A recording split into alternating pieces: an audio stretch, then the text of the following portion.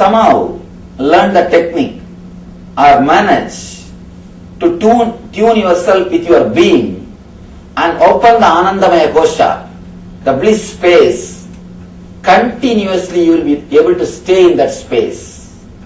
Continuously staying in that space is what I call Nitya Ananda, the eternal bliss. Eternal bliss. That is what I call the state of being. You exist in three levels: being, having and doing. Some people exist only in the level of doing, workaholics. They can't relax. The moment they relax from the work, they feel that they are not needed. Even if they don't get money, they will not be able to relax from that work. Many people I have seen, they take up some social service just because they can't keep quiet. Please understand, if you take up social service or serving others just because you can't keep quiet, you will only damage the society than helping. You will be only creating more misery. Unless you are totally in tune with yourself, how do you think you can help others? You can serve others. Many times I discourage people from serving. Usually, when you take up serving, usually people take up serving others just because they can't keep quiet. The first side effect will be ego. My name should be displayed. I should be given priority. This should be my place. This is the way I'll do. First side effect of doing service just because you can't keep quiet is ego, which is more dangerous. There's a beautiful Zen saying, even if a master kills somebody, it will do good to that person.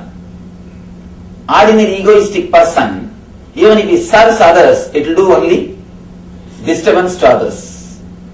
It is the quality of your being which decides whether you are going to do good or bad to the society, to the humanity. If you take up any service just because you can't keep quiet, just because of your workaholic attitude, be very clear, neither you will be peaceful nor others will be peaceful. Let all the service be outcome of bliss and joy, then you will never expect any other result. It's a beautiful story. Bodhidharma goes to China. There he was received by the king of China in the border. The king is very devoted to Buddhism. He has built thousands of monasteries. He has translated all Buddhist scriptures to Chinese language. And he has done all possible things to spread Buddhism. He is standing in the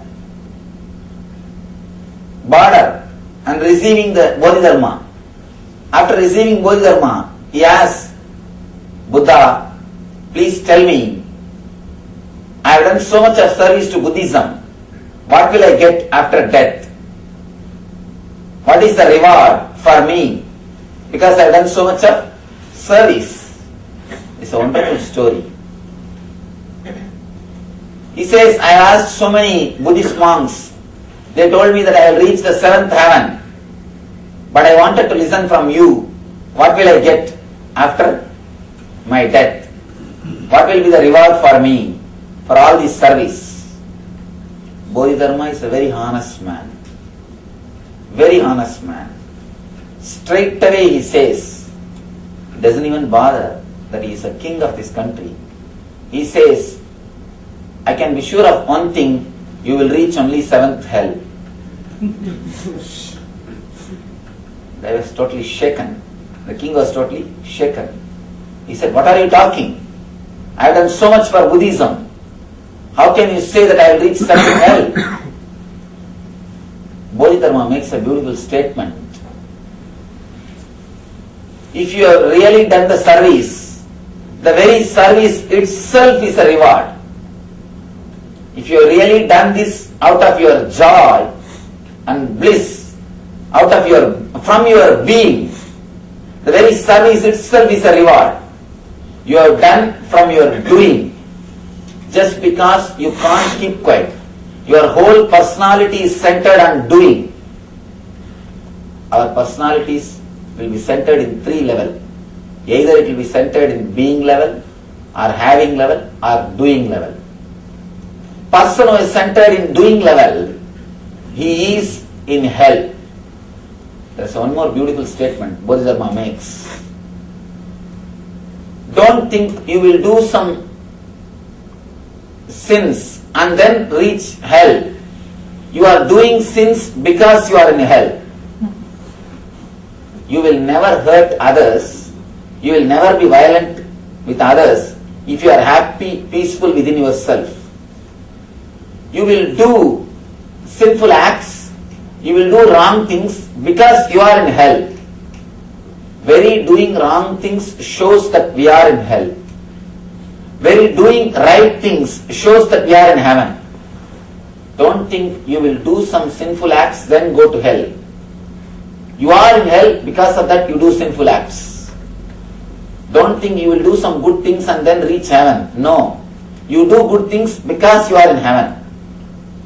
The very mood with which you do the activities, that is heaven or hell. Heaven or hell is not geographical, it is psychological.